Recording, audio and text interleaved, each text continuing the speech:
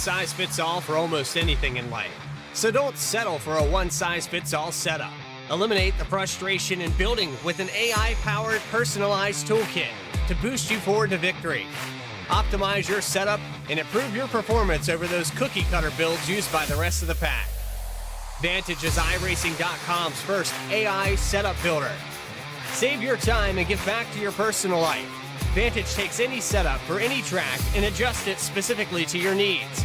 Choose from over 100 cars for any paved circuit. A custom-tailored experience that's easy to understand and tested to fit any driver style.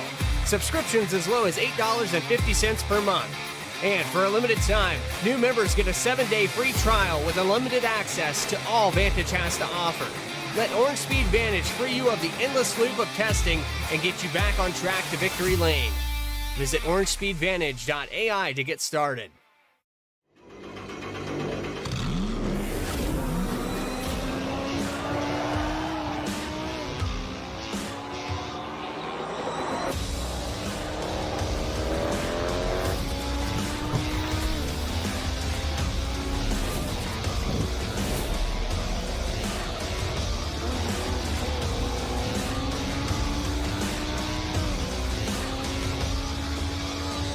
I played a couple of simulators and this was like very responsive, especially the hydraulics and stuff, the motion and stuff was really, really on point. Make you feel like you're really driving, it feels real. It adds so much to the experience. It's just really, really cool. It was pretty awesome.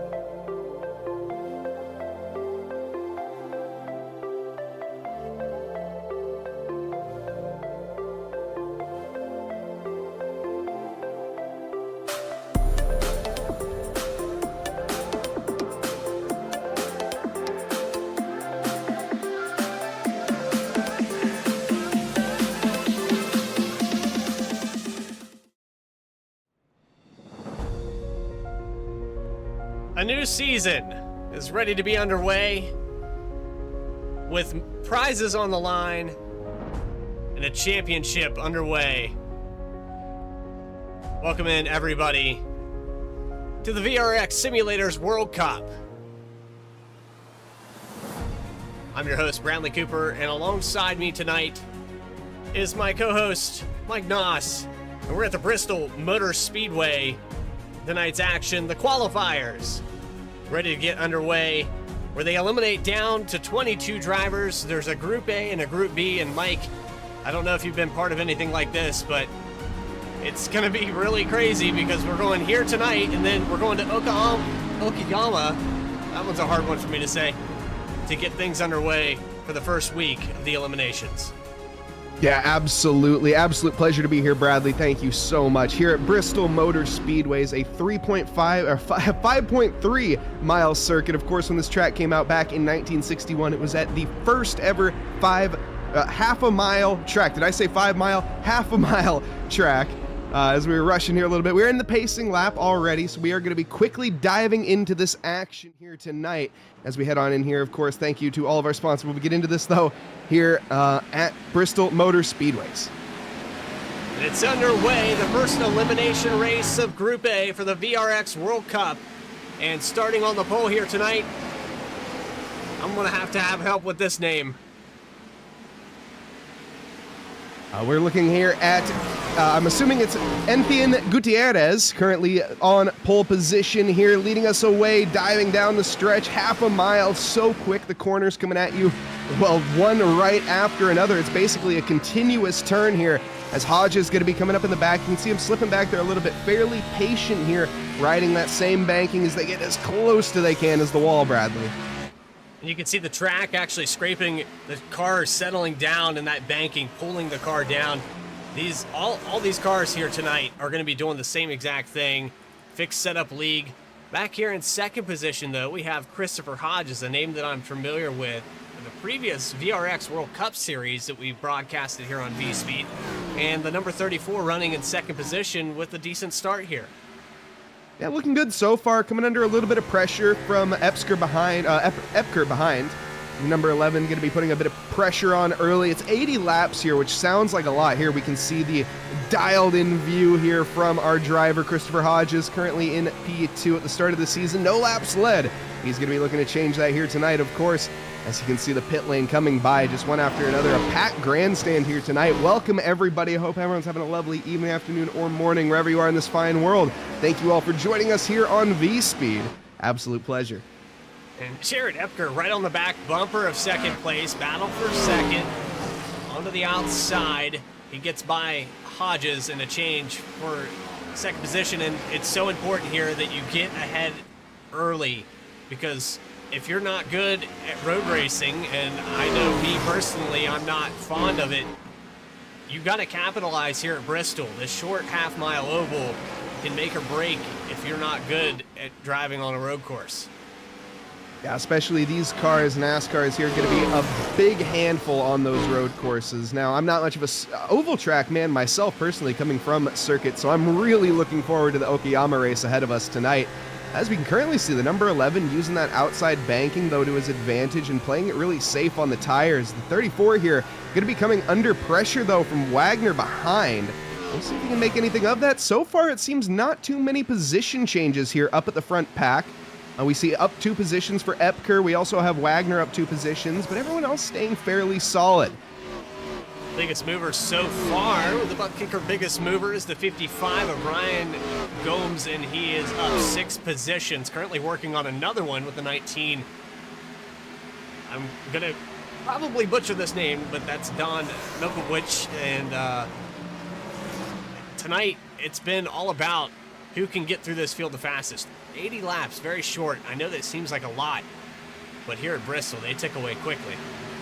Yeah, absolutely, and Gomez starting off very strong. We'll see if he can manage to dispatch Milkovic at some point. As we stand here, looking at the 24 Jeff Gordon tribute livery. Now, going to be focused along here with Kenny Reel. Sure. Kenny Reel, okay, lovely. As we are going to be sitting here in P12, just looking at that back bumper of Anderson up ahead. Gomez is going to be trying to make his way through, but definitely do not fret behind, as none of these drivers really leaving the rearview mirror. Yeah, very tight battle from about 9th place back to 14th, and you see Kenny Reel actually back to 13th, and then 14th, 15th position going side by side for a moment. They're starting to tighten up to this pack as well. Now Also, we have a question in chat. DK Dibs, how many racers are there here tonight? We are currently looking at 18 racers on this field. Hopefully, a few more to come in the next one. They're equal in the B group as well, so the elimination's separated on 2 different sessions. So we're looking at around 40 drivers tonight total then. Yeah, so quite a big turnout. And we're trying to eliminate it down to just 22. I believe we have 15 drivers that were grandfathered in for their service and help here to put the VRX World Cup together. But here's a move from third, car in the wall, the 11. Epker was up in second position, now falls all the way back to fifth almost. He's back to fourth, fifth spot now as they come out of turn 4. And not looking like the start he was looking for. There is also, of course, Wagner going to be smiling as he walks away with that position up in third. 3 positions gained for him, and potentially gaining as well. Looking at the lap times, he's about dead even with Hodges in front. Hodges as well, a little bit slower than Gutierrez. Got to say, Gutierrez, so far our race leader, has been just an absolute dominant show. Yeah, and look at that paint scheme right there. That is a custom designed scheme. Without a doubt. I don't think I've ever seen that. Well, I take that back. We might have seen that on a Kyle Busch car. I know you're not familiar with the NASCAR side of things, but there was a promotional deal going on with Joe Gibbs Racing where children were allowed to design the car. And I want to say Joe Gibbs ran this scheme or something similar to it.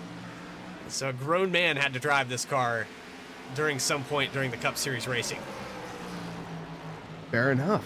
It's a very lovely livery, I do have to say.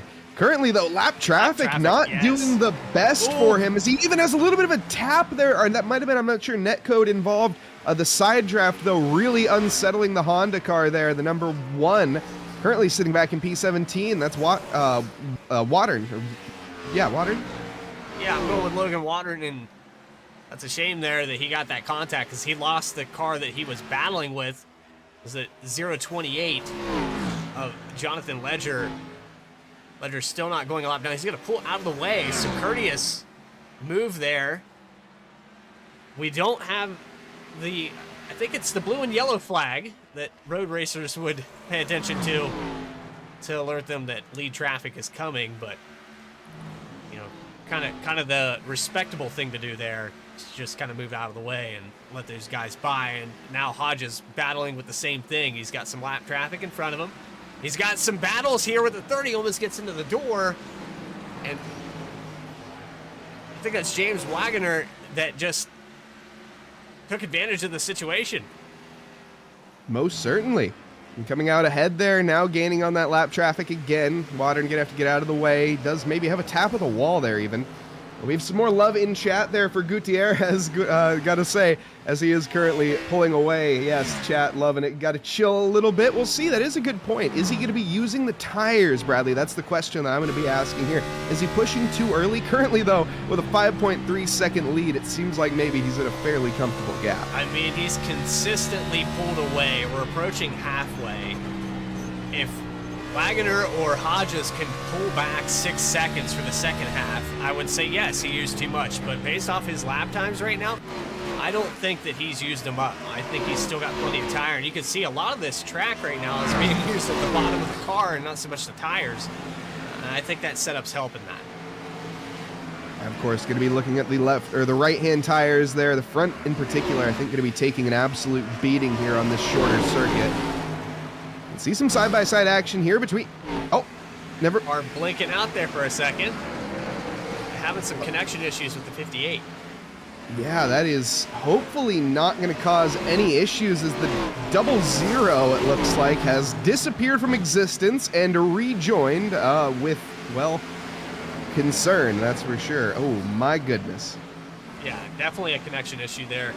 Being scored as the 58 on your ticker, but 00 in iRacing just ahead of the number 4, and whatever's going on with that router right now, it's not happy. No, most certainly not. The number 9 car coming through here.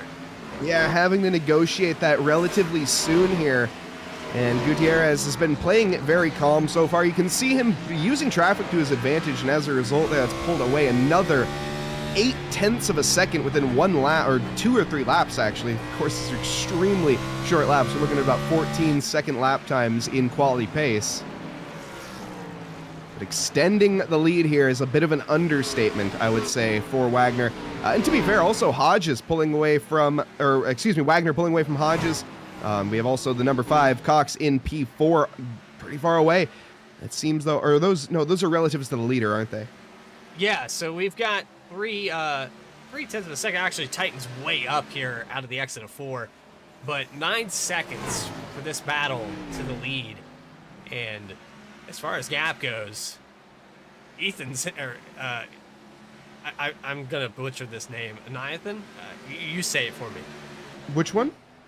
The leader right now. Gutierrez? Yeah, Gutierrez. He's in another time zone. Oh, you're saying his first name. Anathan is my assumption. I don't know, chat, can anyone confirm on that one? I know we have a couple Gutierrez fans in chat. Is it Anathan? Is that a Portuguese name? I butcher names for a living here, and I apologize. I'm very curious to know where the country of origin is there for Gutierrez as well. That'd be very helpful with the pronunciation, that's for sure. So we're already past halfway here, and this gives us a great opportunity. You've got the specifics on the size of this engine. But all I know is it's a V8, and it sounds great. Let's find those volume knobs here for the next couple laps and turn it up here on V-Speed.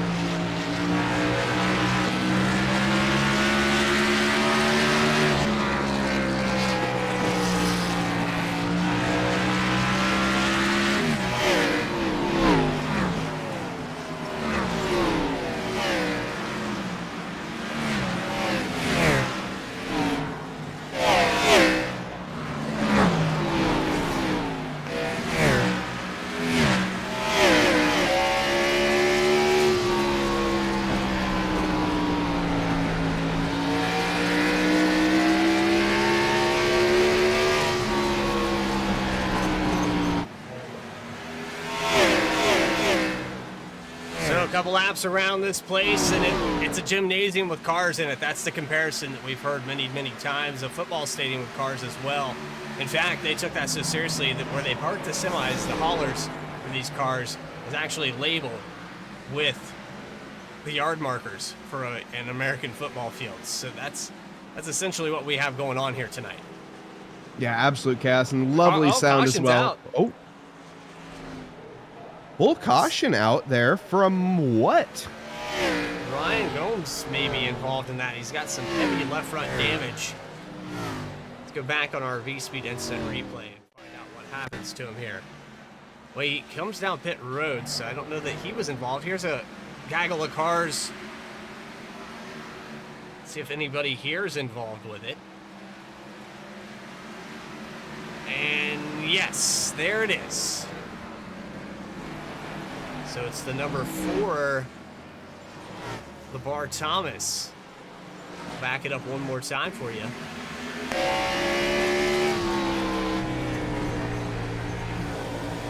Riding on board with the number 4. Thomas there. Oh, almost checks up into the back bumper of the car in front, the 28 car, with nowhere else to go, really, and not able to slow down his car in time. Just has a little bit of an assist there in sending the number 4 into the wall. Very unfortunate there. But that is going to be a great opportunity. As you can see, pretty much every single driver now is going to dive into the pits at about perfect timing. I would say this the safety car couldn't have come at more, well, apt of a time for strategy-wise in terms of making something work here. And your leader comes down pit road now. I don't know if he broke a rule there with pitting. It looks like he used the front stretch entrance to enter this stall. Possibly a black flag here. There's a rule here at Bristol, and I'm not familiar if it's enforced here at VRX, but I know in the Cup Series in general, during yellow pit stops, they have to use both pit lanes. They have to enter on the back stretch and come around to the front stretch in order to find that stall if they pit the front. there's not enough room for all the cars just on the front stretch, so we'll have to wait and see if anything's enforced, if iRacing penalties are turned on for that. But you notice how he's all by himself right now? That's why. Yeah, Stewart's maybe having a little inquiry on that. We'll see. As he checks up, though, behind the pace car, everybody else going to be joining him relatively soon, and we will have a race resumption. 05 PJ Cox, James Wagoner, Dustin Buck, who's still having that connection issue. Hopefully can get that cleared up. Christopher Hodges falls back to 5th. William Britton, Chris Phillips, the name that I butchered earlier with Don Malkowicz. I think I'm getting that one right. Bill Daniels and Kenny Reel, the top 10. So lights go out on the pace car, getting ready to double back up. And I know you're not an oval guy, but we first witnessed NASCAR racing together at the Talladega Super Speedway. And I want to say, I might be over speaking, but you got a little bit of a hook on that. Yeah, I've done some NASCAR commentary since then in a few other leagues, but as we have it, of course, this is such this is the shortest I've ever seen in terms of speedways. I've never commentated at Bristol, so nice little change of pace, and I've really looking forward, of course, to Okiyama ahead of us tonight, seeing some NASCARs on a road circuit. Of course, these cars no traction control. As the pace car peels in, though, it's going to be handed over now to the 9 car for our lead lap here. Oh, and there's big contact already. It looks like potentially a false start from behind the number P4 there. Maybe got a little exuberant on the throttle. That has been massive downfall there for Phillips, or for, I'm not sure who that was, but the number, was Cox, wasn't it? I think the number 5? Yeah, the 05 there gets sideways Cox, with wheel yes. spin, yeah. Oh, it was wheel spin. He didn't even get tapped. Wow. Yeah. Further proving my point, these cars no traction control, just an absolute footful of throttle could put you the wrong way. And after that last pit stop, tires are cold. You're not predicting that launch. And the situation unfolds right in front of the entire field.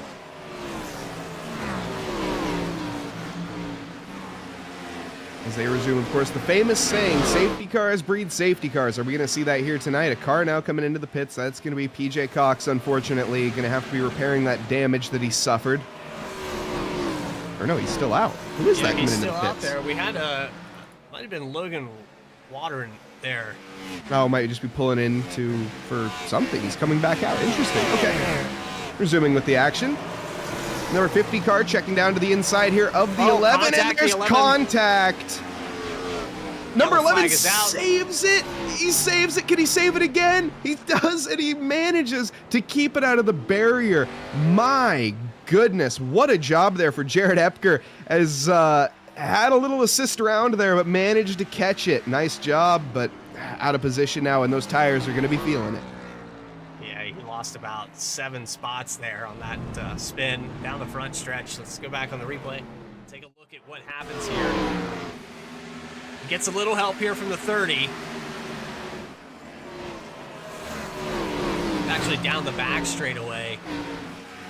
And there was a little gap there. I don't know that it was intentional. Well, nothing's really intentional. You're trying to pass the guy as clean as you can. Less than 20 to go. Yeah, definitely looked like potentially a little bit of net code there, and yeah, obviously no ill will for any of these drivers. They all have, I would imagine, tremendous amounts of respect for each other. Of course, I know everyone is, of course, your enemy out there in the field, but it doesn't really matter, because at the end of the day, once you come back to the Discord, and like I say, I always like to say this, it's the beauty of sim racing as well, is just the communities that build off of it. Of course, you're in a basically full Discord, everybody going to be coming in after the race and chatting about it and just discussing things civilly, of course. And having a good time because we're all friends. Always civil, right? Always. Never otherwise. Never. I know that Bristol brings out the best in everyone, and never had a single temper flare up at this track in my life. Not personally, never. Of course, motions. Yeah. Emotions run high in sim racing. It's a lot of people like to say, well, oh, it's just virtual racing, right? How could it be so, stressful? How could it be so? No, trust me, as somebody who's done real life racing and sim racing, I can assure you it is equally as fun. It's just the thrill. Having full trust in the person next to you, the person behind you and around you, and they feel the feelings, of course, mutual. They feel the same to you. There's nothing else that can really describe it besides just doing it. And these drivers, I'd imagine, getting a nice little thrill out of that. And of course, that's what we're all here for, is fun, right? Yeah, and as far as the immersion goes for iRacing, they do an excellent job of putting you as close to real life as possible. And a lot of these drivers out here maybe feeling that immersion right now with 20 to go, because we're going to restart with about 15 to go here. I'd have to say right now, as it sits, the 09, he's the car to beat. Yeah, for sure. I mean, he has shown the pace so far, pulled away by a good margin. It looks like we're going to have another lap under safety car here. But speaking of course, realism, we have a couple sponsors here tonight that provide just that. Of course, if you're looking for a nice realistic feel, Butt Kickers make ultrasonic subwoofers for the full immersion in sim racing, get the full feel out of it. And of course, also VRX high-end cockpit simulators. There's basically, that is more or less like driving an actual race car. So if that suits your fancy, definitely check those guys out. We also have to mention Thrustmaster and CDC, the Carpe Diem Creations, and lots of great sponsors here tonight for the VRX World Cup. 09 going to lead him into turn 1 with less than 20 to go as we cross the line for lap 65. Green flag back out for the third time tonight, and Christopher Hodges on the inside. Better restart this time around. Yeah, no wheel spin this time, but it looks like Gutierrez is immediately off to a stunner of a start. The 34 car going to be tucking behind as we go side by side with Phillips and Britton. Now onto the banking. You can see slipping behind there is Britton, under threat from Milkovich onto the inside line. Looks like behind as well, we have Daniels coming up in the rear. The number 64 car here, looking at currently sitting in P4, that's Britton's. Oh, getting really loose there, along with another car onto the back straight, very close. There's another battle going on even further back behind this. The 21 of Richard Hurst on the outside of the 28. It's actually being scored as they, I had that car. Is it 028? No. There's the 28 of Daniels. We got two 28s here. One's wow. 3 wide maybe out of 4. There's some contact. There's the 11 of Epker that got the first caution here tonight, trying to work his way back up through this field. He's almost cracked the top 10. Epker currently down 6 positions from where he was at the start of this race, trying to make that ground up on a very nice recovery drive thus far, as he almost lost the car into the wall, but he didn't. He managed to keep it out, so I think he kept those tires as well, so going to be potentially on some worn tires by the end of this race here. 10 laps to go. It's going to come in a blink of an eye. The lead stretches out to 0.6 of a second now. Hodges falling behind a little bit, but he has pulled away from Phillips in third. The front 3 have spread out considerably. Then we have a close battle back here with 19. DJ Cox on the inside. Remember the wheel spin from the 05. Looks like he settled that out. We're coming up on 5 to go, and this thing stays green. I don't see anybody touching the 09 here tonight. No, he has had a stellar race tonight. Has Enethian Gutierrez. Still no confirmation on chat. Chat, if you guys do have any, please let us know. Driving the Toyota Camry, a car that is personally one of my favorite cars, because of course it's what I drive in real life. Now, my Camry in real life does not have a V8 engine or rear-wheel drive, but that is what we do see here tonight, unleashing a roughly 650 horsepower with no traction control onto the tarmac of Bristol, and it's quite the sight. 5 laps to go now. 09 of Gutierrez going to pull away a little bit more from Hodges, stretch that lead out to 1.5. And as it sits right now, your top 3, good possibility that it's going to stay the same William Britton trying to take that away, though, from the 6 as he dives to the inside out of turn 2. Diving even deeper into 3. Phillips playing the very conservative line here. Always the back end very loose there for Britton's. That's going to not help the exit, of course. Short run. Looks like he's going to have the inside again, but very consistent. There was almost a little bit of contact there. The 64 trying to side draft the 6. Pretty tough to do in the iRacing. We've seen a bit of latency here tonight. So far, though, the calm, consistent line from Phillips seems to be paying off. It worked out pretty well, but here we go for the white flag presented by VRX Simulators. Off of the final turn for the final time. Gutierrez is going to win here tonight in the opener for the qualifiers. Led all 80 laps here. Incredible. Incredible start there for Gutierrez. Dominant start to the championship, looking really strong here as we see the rest of the cars now coming to the line. It is going to be Hodges coming across in P2. Phillips did manage to hold on to P3 from Britton's. PJ Cox finishing in 5th. So the winner here tonight going to burn it down on the front straightaway in a good fashion. If he's not a fan of where we're going next, the second half of these qualifiers, he did well in the first one. Most certainly. And of course, don't go anywhere, folks, as there is another race after this. We're going to be heading over to the Okiyama Speedway in Japan for some road racing. Here tonight, it's been good so far. Let's take you back trackside. Got the 09 actually burning it down here in celebration style. Well deserved. Whatever tires he had left, they're gone now. But there it is. So now we'll go over to transition. We're setting up for our second stage of the elimination races. You're watching the VRX World Cup live on V-Speed. We'll be back. We're going to take a short little break, get loaded into that session, and we'll talk some road racing right after this.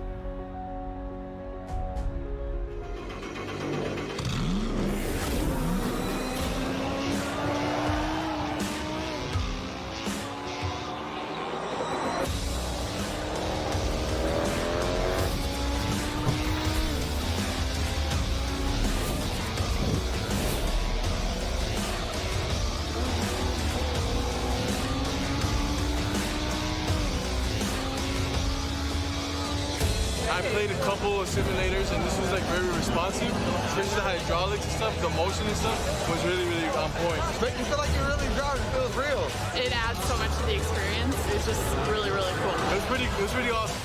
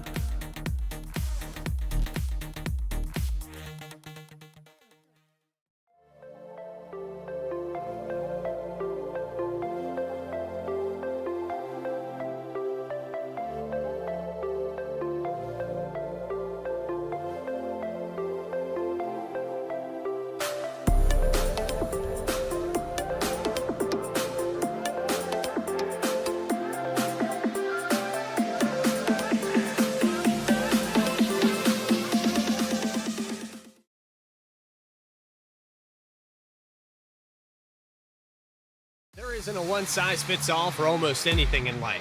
So don't settle for a one-size-fits-all setup. Eliminate the frustration in building with an AI-powered personalized toolkit to boost you forward to victory. Optimize your setup and improve your performance over those cookie-cutter builds used by the rest of the pack. Vantage is iRacing.com's first AI setup builder.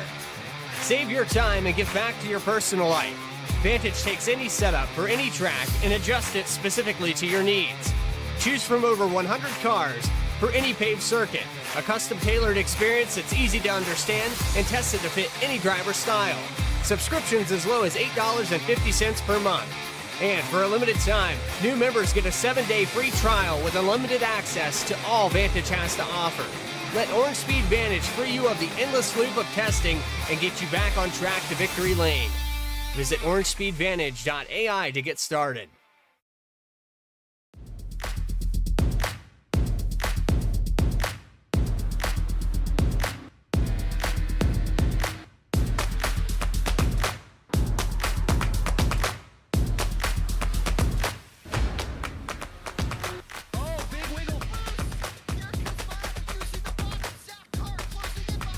And here comes Milo, big run out of 4. He's going to be there. Tristan Martin's there. Cannot count out to 37. Oh! The Milo gets burned! Cabot, where did he come from?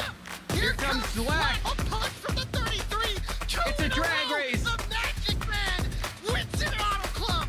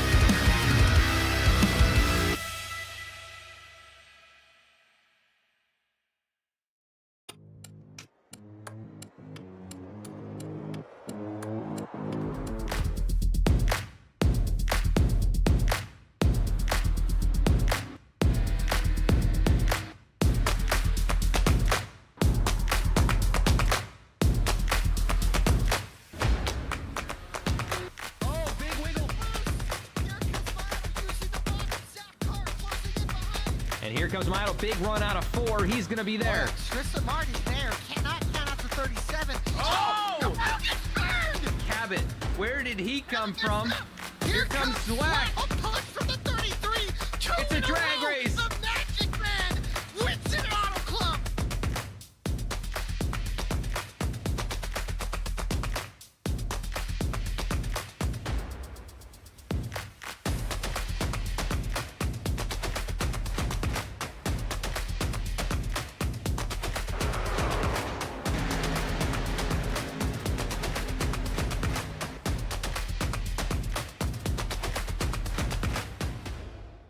There isn't a one-size-fits-all for almost anything in life.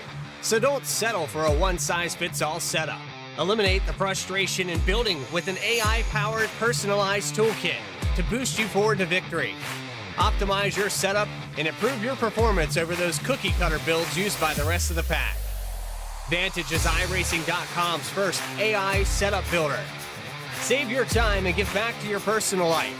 Vantage takes any setup for any track and adjusts it specifically to your needs. Choose from over 100 cars for any paved circuit, a custom-tailored experience that's easy to understand and tested to fit any driver style. Subscriptions as low as $8.50 per month. And for a limited time, new members get a 7-day free trial with unlimited access to all Vantage has to offer. Let Orange Speed Vantage free you of the endless loop of testing and get you back on track to victory lane. Visit orangespeedvantage.ai to get started.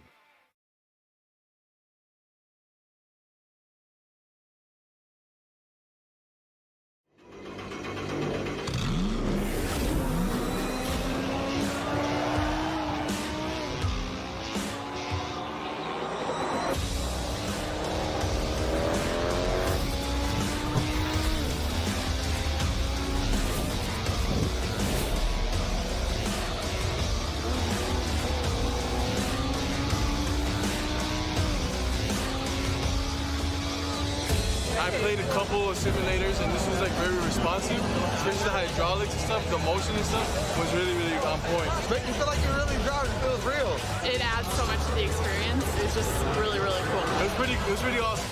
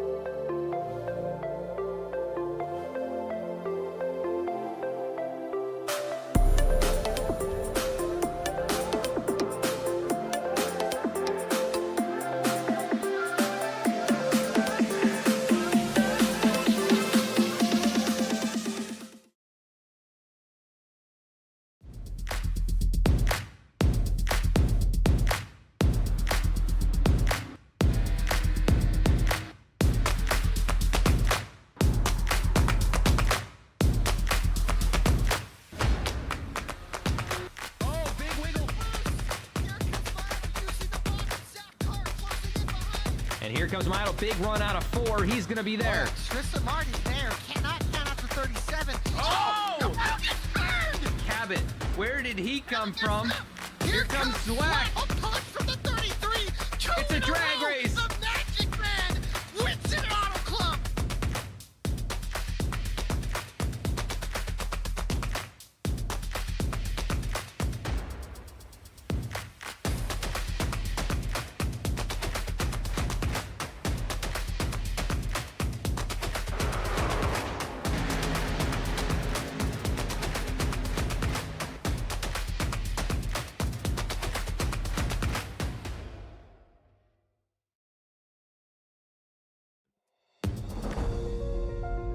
Welcome back, everybody. Sorry, go ahead. Oh, sorry, that was my bad. I thought. Welcome back, everybody, to V-Speed once again. We had an amazing race one here tonight. The results, of course, brought to you by VRX Simulator World Cup. It's been an amazing race one. Also, thank you, of course, to Thrustmaster as well as Butt Kicker. We also have sponsored by Carpe Diem's Creations as well. And last but not least, of course, VRX, which you've already seen. Thank you all for being here. Absolute pleasure as we have it. Of course, we're going to go through our results here real quick of the previous race. We had Enethian Gutierrez finishing off in P1. That is going to be the number 9 driver with a dominant finish. The Chilean wonder, I would say, at this stage, dominating over Chris Hodges, pulling away over, I think it was over 3 seconds by the end of the race, over 2 seconds by the end. Chris Hodges battling with Phillips to the end, and unfortunately for PJ Cox, he got beaten out by William Brittons for P4. PJ Cox had to resign there to P5 in the number 11 car after a great recovery drive, it is to be said. James Wagner coming up in P6. Don Malkovich going to be bringing home 7th position for the number 19 driver. Bill Daniels in 8th. Kenny Reel going to be 9th quickest, with Jared Epker rounding out our top 10. Richard Hurst going to be 11th, P11 there in the number 21 NASCAR. Starting in P12, finishing P11, 1 position gained there. We had Josh Anderson as well, who started in P13, gaining a position up into 12 in the number 7. Jonathan Ledger in P13. Bill Watkins in 14th. And he managed to gain no positions, actually finished where he started. Dustin Buck in 15th. Logan Watern in P16. We had Labar Thomas in 17th, Ryan Gomez 18th, and of course, last but not least is Jim Willis bringing out the back of the grid in the number 53 NASCAR new gen car. So here we are in a completely different animal here tonight in the second race of the qualifier. Schedule up on your screen. The regular season begins February 2nd, and here tonight we have our Bristol / Okiyama. And then we go January 19th to Homestead and the new Atlanta Motor Speedway. When I say new Atlanta, I mean the repaved, the reformat, so a higher speed course, same layout, but those cars are going to be able to drive at full speed, wide open through the corners for the vast majority of the laps. And it makes for kind of similar to what we saw with me and Mike broadcasting at Talladega, pack racing. And so drivers that excel at tracks that require you to turn right could do rather well in the points here as we come to Okiyama. Yeah, most certainly. Okiyama ahead of us is going to be 11 corners, something that these drivers are going to be very unfamiliar with. In fact, even the most daunting thing, as you said, the infamous right-hand turn. One of the most challenging things in a NASCAR, and also very impossible on most circuits. But tonight, 11 corners and a lot of action as well ahead of us, as we have some heavy braking zones as well as some very twisty S's that are quite high speed, overtaking opportunities quite limited through there. Of course, down into turn 5 through the hairpin after the very long straight, after the Alderwood curve, you're going to be looking at a pretty good opportunity. Here, I'm pretty sure we're looking at the hairpin, actually, that you'd be after the straight. And now, as we head on into it here, we can see the drivers struggling immediately. But the thing I'm noticing here, Bradley, is they're struggling with left-hand turns. They're not supposed to do that. Yeah, and that gravel trap that they keep going off into, it's kind of a deceitful corner because it far extends the visual range of where you're coming into that left hand. And so the wall looks like you have more room to brake when really in all reality, you're going to be taking a right-hand turn right after that. So kind of an S, if you will, with a hairpin on each side. Lots of different talent groups have struggled at tracks like this. You have your short track drivers you see right here. This is Daryl Aronson going off the track in that number 50 or 35. This is Casey Ellis, I apologize, pulling off the track in the Ghost Energy machine. And I would have to venture to say we haven't really narrowed down. This is Group B. We had Group A, which was dominated. Now, we had a little extension, a little green-white checker action over there at the Group B session, so that's why we went a little bit longer with our break. But here at Okiyama, there's no cautions to bail you out. It's going to be full course green from the start. So if you go off track, if you have problems, that's going to cost you a lot of time. Yeah, and the gravel trap not far away on this track, and as well as you can see, the wall is not far away from this track either. The grass there, as we come to the end of the straight, under braking, no ABS on these cars, and that is what happens when you lock the brakes up and, well, fail to unlock them in time. A massive smash into the wall there, and unfortunately, whoever that driver was is going to be feeling that one in the next morning. Luckily, their car, they'll be able to return to the garage and get that out in time. This is the free practice session, so the time for these mistakes to happen. This is where you want them to happen, not in these sessions ahead. So take the learning while you can here. This is going to be Jeffrey Clifton. I'd love to hop on board with a full lap here at Okiyama here. If we can go on board here with Jeffrey behind the wheel. He's going to have a little bit of a slipstream, which is going to hurt him into the corners, of course, picking up what is called dirty air. I'm sure you guys are all very familiar with that in the NASCAR. It's very effective in the road cars. Well, not too much of a problem anymore, as the car in front has decided that braking is optional. Now successfully negotiating turn one into the left-hander, which is going to lead us into the S's, a very tricky corner complex for the NASCARs. You can see a big moment of oversteer there, a bit of a milking the cow action as we head through the S's, basically flat out now, heading into one of the most crucial corners. You want to enter that corner a little bit wider than we see here from Clifton. Just try to maximize the minimum speed here onto the back straight, where you're going to go flat out. This is where you're going to be able to unleash those 651 horsepower down to another hairpin here. Heavy braking, need to be so cautious as you get on it and plummet down the gears, off camber, downhill, understeer like a pig there for this NASCAR, managing to keep it under track mostly. But as you can see, as you get back onto the throttle, the next corner, it comes so quickly. And as well, the off left-hand corner, I think he invalidated. Yeah. So he's going to back it off the corner. Very tricky corner complex there through the revolver corner. So we actually have about 11 of the 17, 18 drivers out on the course that have completed a lap. We've had several attempts from drivers, but some invalidated lap times. Now you have Wade Palmer here, Logan Rhodes they have last laps, but their best laps not validated because they went off course.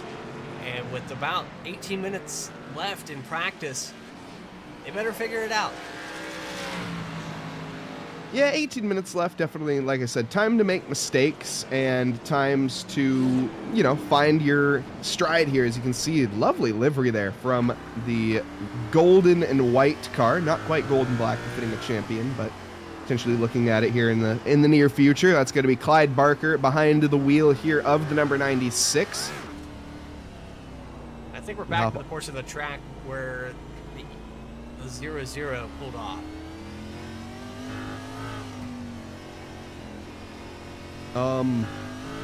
Close to it? I think we're at the last few corners here, if I'm not mistaken. Yeah, we're coming onto the start-finish straight. So I was trying to transition that. I don't know this track well enough to say that I confidently know what part of the track they're on, but I know that the last corner is called last corner. You informed me of that. Yes, not the most original naming, but the first corner, I can assure you, has just the same amount of originality because it is called just that, the first corner. So it sounds like some stock car drivers might have named the corners in this place. Potentially, but it looks like the people had their heads screwed on right for the rest of the corner names, so, it's all good. It's just the first and the last one that don't really have any originality to them. You have the Moss S's. We only count the left-handers. Well, of course, the Moss S's, which is right after the left-hander of Williams in the first sector, named after the famous Sterling Moss, I'm assuming. I honestly have no idea, but I couldn't imagine otherwise. I'm getting a good look here from the top view, and the expanse of this racetrack, it's well over 2 miles to get around one lap here. What's your take on saving tires? Because without the full course cautions, we're going to do 20 laps here tonight for qualifier number 2. What's your mindset here to get around this place and possibly win? You know, that's a great question. And to be completely honest, as somebody who has come from just a completely different game in general, primarily ACC is what I'm mostly familiar with. So seeing these NASCARs here tonight, I'm not quite sure what we're going to see for tire usage. But we do see a roughly even amount of corners left and right. So the tire wear is going to be fairly balanced between the cars. But the thing is, as I've mentioned before, there's no traction control in these cars, so your rears are going to be absolutely screaming. There's a lot of very heavy braking zones. We're seeing one not so much right now, but if you do too much of that, which is lock up your tires, that rear right is going to be absolutely screaming. Not going to be helping your lap times towards the end of the session, and drivers that are able just to keep that more calm, cooling, consistent line is really going to be able to shine. But I think, honestly, as I'm seeing so far, drivers struggling to sort of not get to grips with the circuit, but just sort of get that consistent pace down lap after lap after lap. So I really think tire wear isn't going to be as much of a factor as pure consistency is. And these tracks very notorious for attrition, especially when it comes to stock cars. Very easy to go off course, very easy to end your day running off into the gravel trap, into the wall. And you can see, based off of these laps, the best lap time, a 1:38.831. That was Jeffrey Clifton that we rode on board with a moment ago. The spread all the way back to 12th, we're watching right here with Jeff Scott. It's over 12 seconds. Plenty of time left in the session, though, to close up as we have it. Trying to find some facts here about Okiyama. Of course, this is a track that is raced amongst multiple motor series. GT racing, of course, famous here. I'm pretty sure MotoGP races here. Don't quote me on that. I'm 99% sure. I know they did in the past. I did hear that. I don't think MotoGP races here anymore, but I think that, yeah, different moto series do. Chat, if you guys could inform me, I'd love to know. But I think as well, is a fairly old track. Track founded back in, I guess, the 90s, a newer track. Not so old as I thought. Easy now, easy. I was founded in the 90s. It's easy. Don't date yourself there, Bradley. Be careful. Yeah, it's an ever so present thing, that aging. I feel it every day. Fair enough. Riding on board with Casey Ellis, and you know, that's probably part of the reason some of these drivers here might be struggling, because your physical drive around an oval, muscle memory, turning left, onto the throttle, off the throttle. You see Ellis struggling heavily trying to get this thing under grips, but it's a little more of a workout. You really start to feel it after lap 6, lap 7, especially with a direct drive wheel. Yeah, I mean, you know, fair enough. You know, it's called making a right turn, Bradley. It's not that tricky. Oh, no, I'm just saying in general, I mean, you can sweat. You can definitely sweat on iRacing Simulator for sure.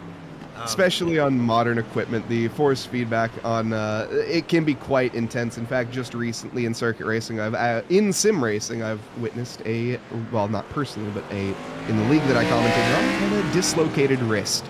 So it is ever the threat, of course, just because you are behind the wheel of a simulator and in your warm and nice, comfy home, doesn't mean the ever-present of physical injuries is not gone. Yeah, and we've seen a number of drivers, you know, with fatigue after these things and sweating it out. We got live camera feeds, and sure, the camera angle we had with Christopher Hodges, we might not have been able to see the sweat dripping, but it was there for sure. Yeah, most certainly. Is we have the reports from the helicopter above in the pit lane, as you can hear. There's definitely Background noise from Mike Noss here tonight. I'm down in pit lane currently. The camera helicopter flying above it has now passed. Luckily, you can see they're focusing on the Ghost Energy car in the 35. Currently sitting in P6. Where's Casey the Ellis. sound effects at now? Helicopter must have completely flown over pit road. Oh yeah, it's making its lap down towards the hairpin now. You can see it overhead currently from where we are watching. So well played here, Jeffrey Clifton. No one's really challenged that lap. Closest driver on course right now is Michael Howerton. He is about, I'd say, 0.05 of a second behind. And Todd Mace, a name that I know, in the 54, he will be about 2 seconds back. So it's kind of a split here. You've got guys that are in the 140s, and there's a lot of them, but then those top two, which we'll get a good look at those two, Jeffrey Clifton and Howerton, they're kind of in a league of their own right now. Howerton currently on a lap. I'd love to hop on board with him, see what he's doing differently here than other drivers. So as we get on board here, currently tackling, I think, the first 2 corners. Where are we? Let's see here as we get a grip here of where we are. Actually, I think we're in the sector 3. But now heading through the left-hander now onto the back, little short straight. Let's see. As we try to just figure out where we are. We can see, though, interval's about dead even with his Delta, currently still trying to improve, driving the Ford Mustang here tonight. We come through now through the final corner onto, or the penultimate corner, now the final corner, onto the next lap here, where we're going to see what we're doing differently here. Michael going to be heading now down to the first corner, tucking to the inside slightly here. Sure, he's trying to pick up a slipstream from that car in front. Gets back over to the left, though, before the braking zone, of course. You can see that car wiggling as he goes under braking, and that's a little bit deep as a result. Now getting back onto the throttle, chucks it in. Needs to get a little bit tighter onto the apex. You can see that back end just rotating nicely. He got very close to the apex there, pushing that limit just a little bit more. Riding the curbage. Now just clipping that grass into the Atwood curve here. Is one of the most crucial corners on the track. Setting up your exit now on towards the Atwood straight. Getting that power down, the car wiggling every which way. That is not going to be the optimal exit, that's for sure, in the race or in quali. Now looking for the braking zone into the hairpin corner. The revolver corner going to come up so quickly after this. Now this corner easy to invalidate as you can just get on the throttle, beyond easily, and pitch the car facing the wrong way. Nicely done, though, using most of the track there for the revolver, then on towards the Piper. Short little straight here towards Redmond. Very deep into Redmond. That is going to be an invalid lap, and, well, getting it out of the way early. Pushing the boundaries with 8.5 minutes left to go in free practice. He should have that roped in by the time we get to quali for sure. Now, Howerton actually putting up a lap that beat Jeffrey Clifton that last time by, so we have a new leader in practice. He won that by 0.4 of a second, so Clifton still yet to answer that, but really, you want to do it when it's most important, and that's on the track during the race. Yeah, and as you were mentioning as well, Todd Mays as well as Ron Fitting just not quite there yet. To mention, though, Todd Mays and Ron Fitting, they are 10 thousandths of a second away from each other currently. So just for reference, anyone, the human eye blinks in 0.2 of a second. So quite the margins there over the 2.3 mile circuit here that is Okiyama, finishing with just in 10 thousandths of a second of each other. So cars coming in and out of the pits. There's the 52 of Howerton back out on the racetrack, getting a little more track time. Danger zone on that hood, and I like it. That's fitting for watching a stock car turn right. That's usually what happens. Warning, you're in my blind spot on the quarter panels. That's an interesting paint scheme. It is. I like it, though. It's very cautious. Very cautious. And, you know, I think it's Tom Cruise approved with that hood. So we got Todd Mace back out on the track. Trying to turn, see if he can get in the 139s as he comes around. 6 minutes left in practice. We're going to get qualifying underway right after this. And then it's no holds barred. Only road course in the qualifiers. We have one road course during the schedule, and we talked a little bit about that as we joined back. Watkins Glen. And that would be a track that any of you NASCAR fans would be familiar with. NASCAR has that on the schedule consistently now for over 20 years. And Mike, you can back me up on this. That's one of the few courses I know as a road course driver. It's a great place to go.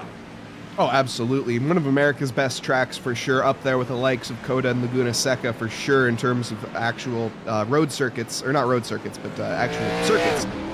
It is an amazing track, extremely high speed. There isn't a single heavy braking zone on that track, so overtaking is quite the challenge, to be honest, especially as they go through that infamous bus stop chicane that you see on Watkins Glen, right after the inner loop, I suppose is what the actual name is, after the long straight. Drivers seem to think that that is a very optimal overtaking spot, but I can assure you, it will end in tears most of the time. Yeah, and the carousel after the bus stop tends to be the place where guys overshoot the exit. I've seen drivers hit that outside wall before the reconfiguration, extending that a little bit, but guys still like to flirt with that line of disaster and take it out wide over the rumble strips. And here we go. I think we're gonna, well, I thought we were advancing. Some drivers pulled off the track. We got Jeffrey Clifton still out in the pits. Wade Palmer on the racetrack in the 43. Fifth fastest right now as per practice. And there's a lot of talent out here on this racetrack, and we don't want to take away from anybody, but right now it looks like the top three is going to be the group to beat. Yeah, it's quite, unless somebody's sandbagging, which is, it's possible, even the top two at that are going to be quite formidable foes at this stage of the session, it seems. Over 2 seconds separating P2 and P3. That's quite the margin. Now the rest of the field is extremely tight, but it seems like Jeffrey and Michael have put something just a little special in their Wheaties. Well, we have 3 cars that haven't taken a lap yet. Brian Duncan actually not even out on the track. Then you have Logan Rhodes that's had a lap, but not a valid lap. Here we go, passing by. Off track. Logan Rhodes actually puts up a 5th fastest lap time, knocks Palmer down to 6th. So a completed lap now for the number 7. As the time's rolling. He's waiting. He was waiting to come out. No, exactly. And I think we might see a few more of that, as well as I keep seeing Wade Palmer the 4th. I keep seeing something going on there with the timing. Now, it seems that he has pushed a little bit too quickly into a corner and resulted in him wide, but I feel like there's a bit more pace in this field than we're giving credit for. So this is the STP oil treatment car into the first corner and into the first barrier. You can see the front brakes just glowing on that entry, and once they start to glow, they tend to lock up, and that's kind of the symptom that Palmer felt there. Now here, how do we start the race? Rolling start. It's a rolling start. Okay. Safe. So we're going to be pretty safe here then with a rolling start. I'm assuming 2x2 Noah's Ark formation.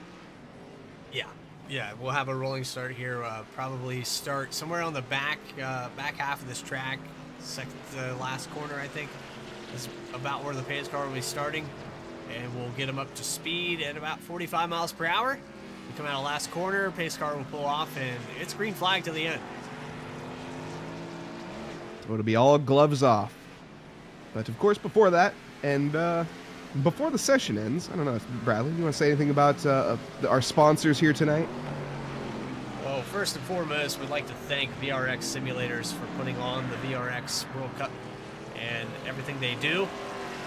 We'd especially like to shout out Ryan Hennings and Teresa Spiker for making this possible, and all the admin board and everyone that's communicated with Trustmaster and Butt Kicker. Carpe Diem Creations, bringing them on board. A lot of work went into this to get this qualifier underway and get the prize pool ready to go. And then ultimately the drivers that were able to make it here tonight. That's a big part of this, because without them, we have no show to put on. And, you know, representing V-Speed here tonight, Mike, I'd like to thank you being a part of what we have going on. I know you've had some limited chats with me and limited broadcasts, but you always do a great job. And I've enjoyed our time here tonight for the VRX World Cup qualifiers. Yeah, thank you. Pleasure's absolutely mine. And big thank you to chat as well for everyone being here tonight over at V-Speed. Thank you all so much for hitting that like and subscribe button as well. You guys are absolutely amazing. Oh, and go check out Trackalicious as well. Mike Noss has been putting on some ACC racing, and he does a fantastic job over there as well. So search that on YouTube. Twitch. Twitch or YouTube. Well, you know, we also upload our VODs onto Twitch. Or if I guess if I can plug, I'll plug. Yeah, so twitch.tv/Trackalicious, TRACKILICIOUS. And it's, we do ACC over, primarily, it's mostly ACC streams as well as a little bit of AC. Super fun content, very chill. You can see me over there. I'm in a booth, and I got a tie on, so if that's interesting, head on over, hit that follow button, and thank you in advance for anyone that does. And I'll see you guys next Sunday, if you guys do decide to join. Or this Sunday. Well, Mike, you've rehearsed that spelling time or two, I can tell. It's tough to spell. That's all. It's just that I've typed it enough times, and I say it in my brain every time I type it, so, you know. Well, qualifying about to be underway. 4 seconds left in the practice, and all these cars about to disappear as we go to our scenic camera. And it's going to get really quiet here. Let's see who's going to start on the pole. Does Michael Howerton get the lap that he put in practice, or is Jeffrey Clifton just that confident? Logan Rhodes also within that realm. He put up the first 139 during that practice. So these drivers starting to figure it out late in the session. But here we go. First car out on the track. And it is going to be the 0 of Jeffrey Clifton. He is on pit road, ready to go. A little bit of a wiggle. Got a nice 2.3 mile out lap to get your tires up to heat. We'll be weaving around a little bit here. And we'll see some, as you can see, those cold tires. Yeah, very slick. You gotta need to be so cautious as you come into the braking zones and into even any corner, really, especially as you're fresh out of the pits. Yeah, and those Goodyear radials are very cold for 3,400 pounds. That's the main concern, is all that weight jostles around. You can see he's struggling right now. Track temperature probably went down a little bit. There's many cars carrying over the session before qualifying's ready to go. There's that weaving that I was talking about. Maybe not quite as pronounced as it needs to be. But nonetheless, getting some heat into the tires. Some is better than none. There we can see air temp of 65 degrees, track temp of 102 degrees. Must be nice. And carrying on here, getting ready for his first lap as he carries through Sector 2 and heading into Sector 3. He will be our first potential, we'll say it, victim. We'll see, as the timing charts have. It seems that rear end is looking very lively from Jeffrey Clifton so far. Yeah, and maybe part of the heating up the tires is driving a little bit deeper in the corner and kick that back end out. Might help, because you only have 2 laps, 2 opportunities to get it, and that's 22 corners as he comes out of the final one across the start-finish line, and this is the first lap underway for Clifton. Can we hop on board, see what it's like here behind the wheel as we head now down to the first corner, looking for that braking zone right around that white line a little bit after it. Oh, that's not quite what you want to have there. That's definitely a second lost, maybe even closer to 2 seconds lost. I think that lap is going to be abandoned, and he will just keep care on those tires, not push them, and save them for the next lap. I say that, and he's pushing. He's pushing hard, so we'll see. This lap, not quite going to be the greatest on the board, though. Yeah, and it's probably going to be invalidated here as well, based off of how he's you cut some of these corners a little close. I know the one apex was a little far, and iRacing a little less lenient than some other sims where when it comes to cutting corners. If you get an off track, it'll invalidate your lap time. Yeah, and that can just be absolute. In iRacing as well, can it invalidate your next lap? Or is that not Yeah, iRacing? it resets at the line, so... Okay, no matter what, even if... I know some games, if you invalidate towards the end of the lap, they will add on that your next lap is invalid, which is pretty brutal, but I'm glad this game is not. Yeah, get a good shot out of the corner because you cut the track and get a good speed burst down the front stretch. That would... that'd be Well, one way to don't do cheese that. it. Yeah, don't do that, but, you know, also the game can penalize you from messing up on Right. one lap. But anyways, that's neither here nor there. We have another chance here for the likes of Clifton. He's going to be going at it once more. Not quite using all of the track. You can see, you can get a little bit closer. You can ride those curbs there on the inside. I will say, at least in a GT car. I don't know about a NASCAR, maybe not as much, but I'd imagine they're pretty heavy. You've got to be able to take quite a bit of curbage. That's a little deep missed a gear. again. And missing a gear. Yeah, I heard the Rev missed the gear trying to shift down to second, I would suppose, spot on the track. And Quality Care loses not quite as bad as the entry to one they had before, but still going to lose a little time. Keeps it valid for now. Still on the charge. That's pretty good. Nicely done. Using all the track. That is maximizing the minimum speed there for Clifton. That, not quite. Getting a bit out of shape on exit and on entry. Interesting. The lack there of traction control really affecting these drivers. It is quite obvious. I'm on board with the 00 and right now being scored as P4. Let's see what Clifton can put up here for the second lap.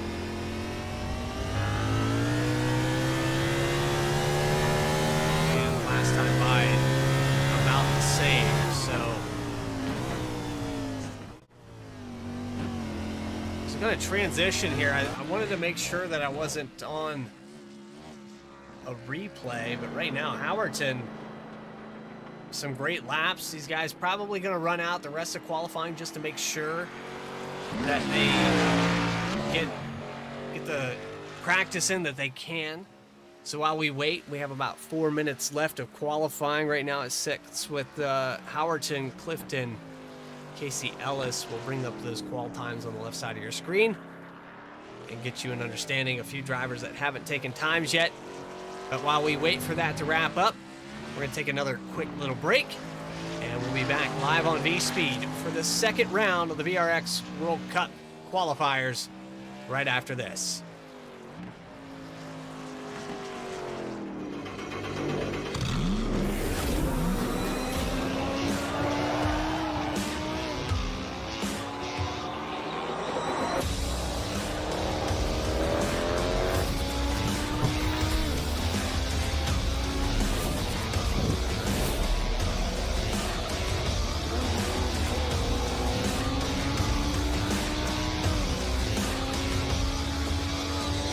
I played a couple of simulators and this was like very responsive, especially the hydraulics and stuff, the motion and stuff was really, really on point. Make you feel like you're really driving, it feels real. It adds so much to the experience. It's just really, really cool. It was pretty awesome.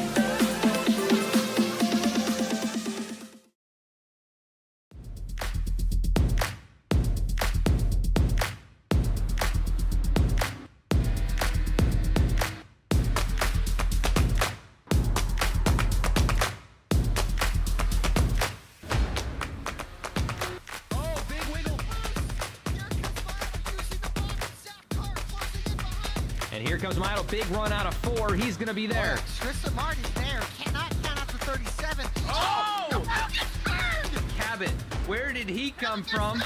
Here comes Swag. Swag. A punch from the 33. It's a drag race. The Magic Man wins it Auto Club.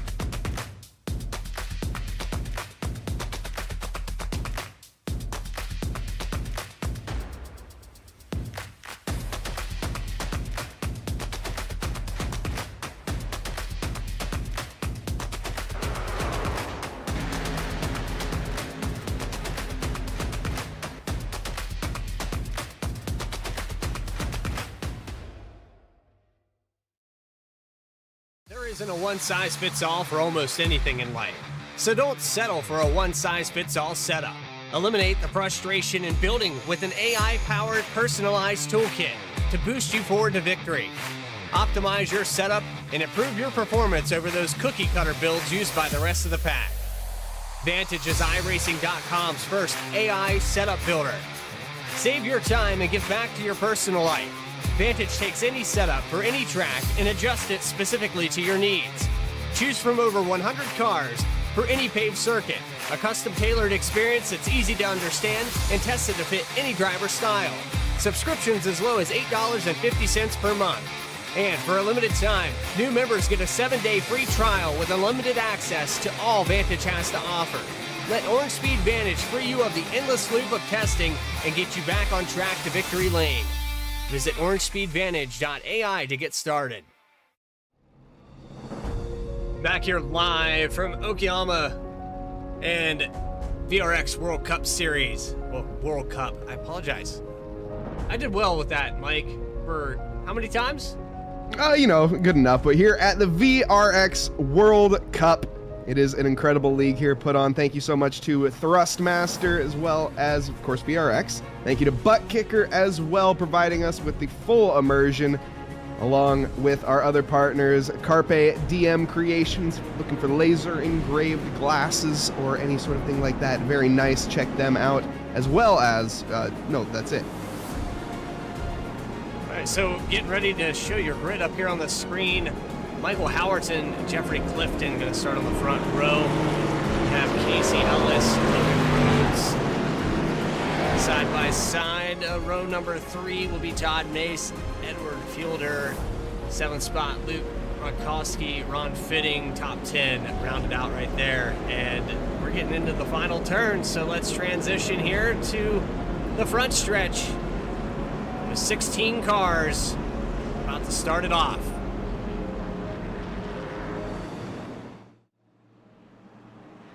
Green flag up in the air, and Michael Howerton into turn 1 with Jeffrey Clifton on the outside. As we head on in, it's going to be a lovely start there for the outside car, the number 0, going to be trying to take it there immediately to the Ghost, and it looks like the Ghost should be able to hold on. For now, though, as the turn is going to turn quickly back to the inside there for the 0, he has managed to make it good. Now the 35 car here of Casey Ellis is going to be relinquished. Jeffrey Clifton is going to be pushing along to try to catch the likes here of Michael early on, but Howerton, so far, we've seen his dominance. Can he keep that up in the actual race itself? Putting up pretty consistent lap times, and I think Michael got a little bit relaxed during that practice. He put up the fastest time, and it took all but 5 minutes left for somebody to go up there and beat that time. So far, though, the times are not quite what matters. It's all about position now, and it seems we have a massive loss in positions here for the likes of Stephen Brown.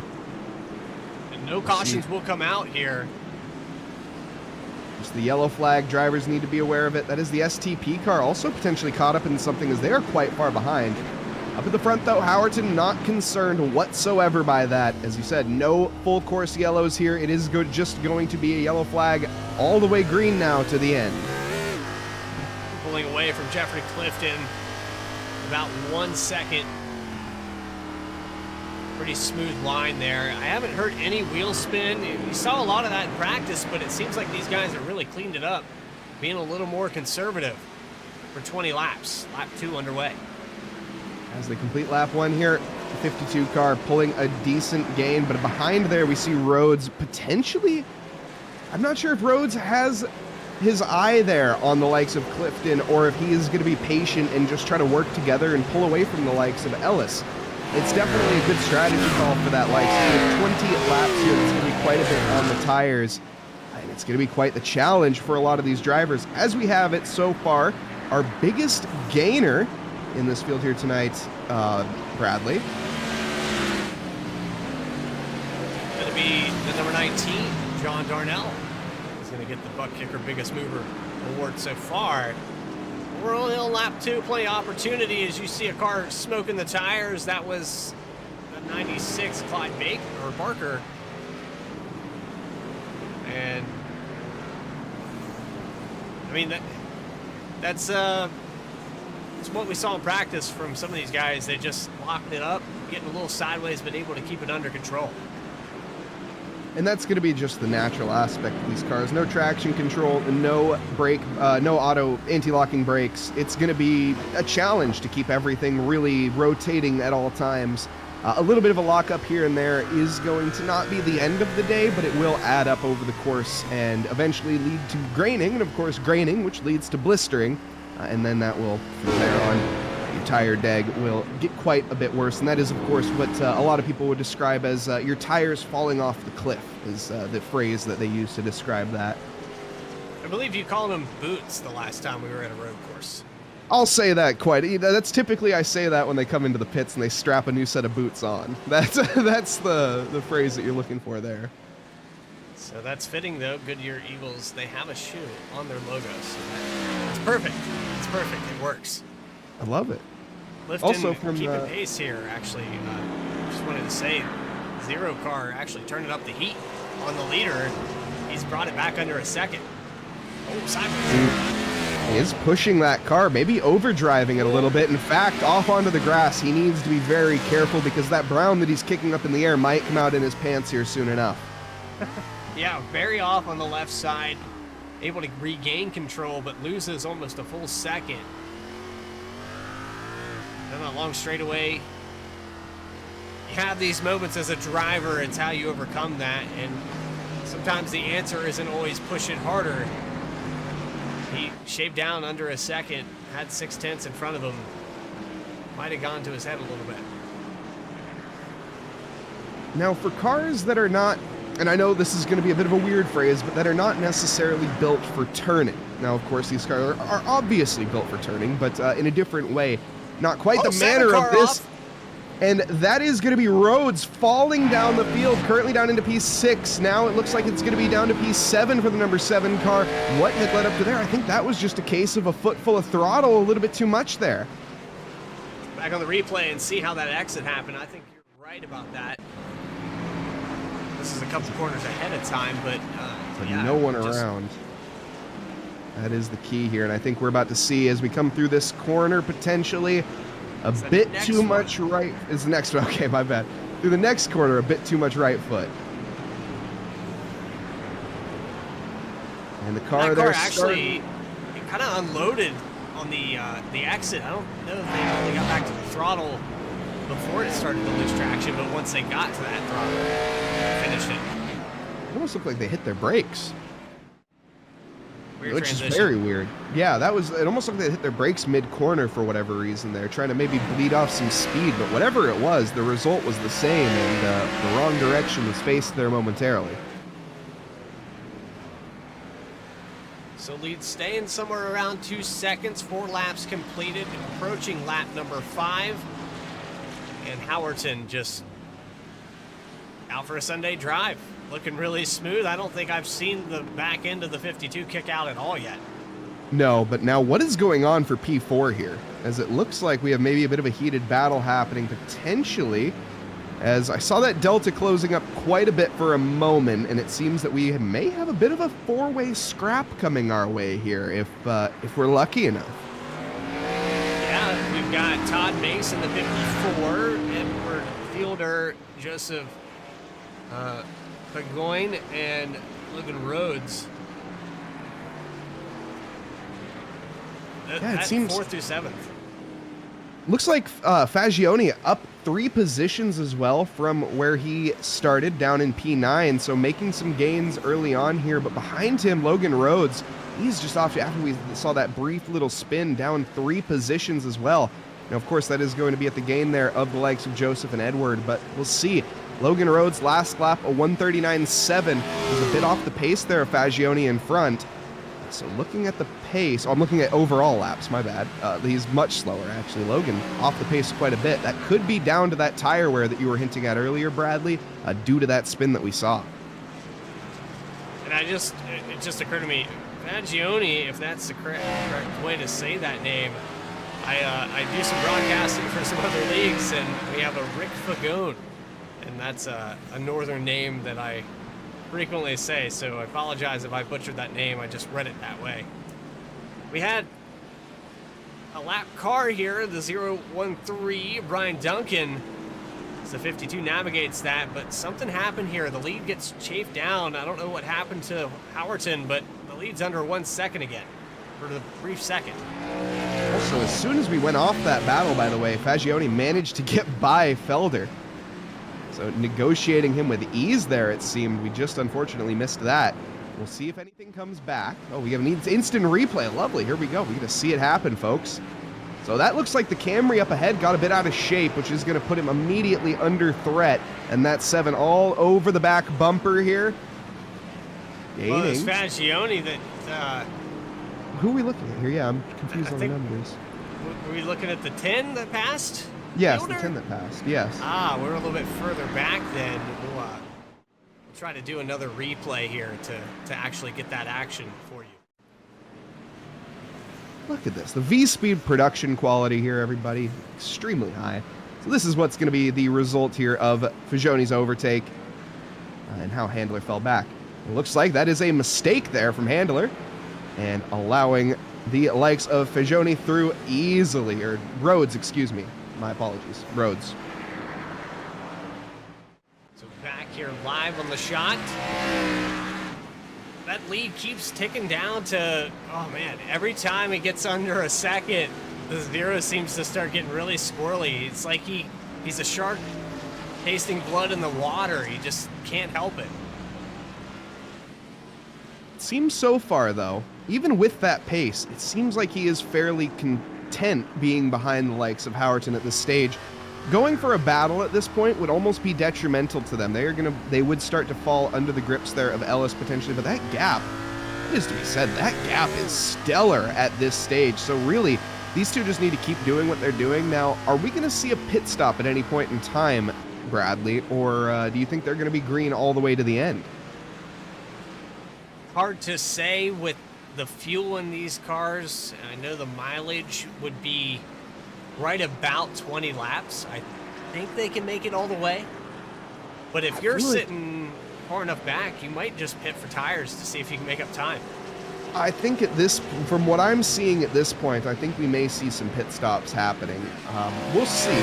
20 laps, it's interesting. I just personally have never seen the NASCARs here. Chat, if anyone has any insight, I see we got Nader cheering on for the number 19, as well as Dib still in chat. Thank you for being here, Dib.